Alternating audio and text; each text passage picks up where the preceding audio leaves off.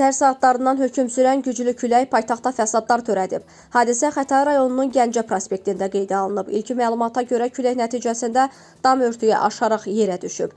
Nəticədə ərazidəki bir neçə avtomobilə ziyan dəyib. Hadisə yerindən görüntüləri təqdim edirik.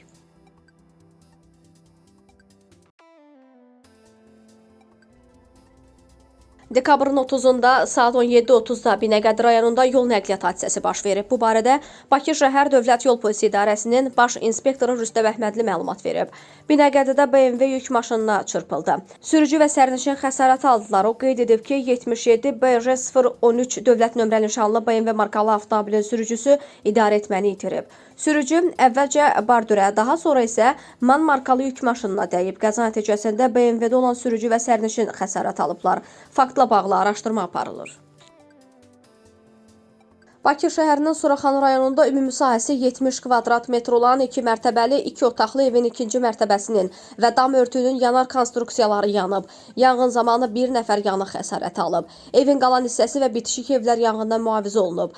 Yanğından mühafizə bölmələri tərəfindən söndürülüb.